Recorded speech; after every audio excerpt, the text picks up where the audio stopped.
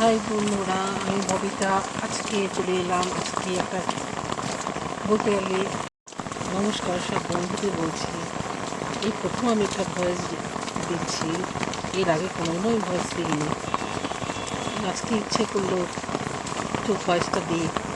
আজকে আমি চলে এসেছি আমার বাপের বাড়িতে। প্রচণ্ড বৃষ্টি হচ্ছে, তাই বৃষ্টির মধ্যে ভিজতে ভিজতে ভিডিওটা করছি। দেখে খুব ভালো লাগলো। আমার বাপের বাড়িতে একটা ছোট্ট কাঁঠাল গাছ আছে। সেই কাঁঠাল গাছটাতে যতটা না কাঁঠাল গাছটা বড়, তার থেকে বেশি বড় হচ্ছে কাঁঠাল। এটা দেখার জন্য সবাইকে দেখলাম। দেখি সবার ভালো লাগে কিনা। আমার মনে হয় সবাই খুব ভালো লাগবে।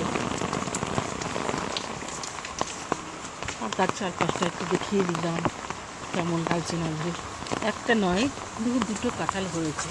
প্রতি বছরই হয় এরকম বড় বড় কাঁঠাল। খুব ভালো লাগে দেখতে।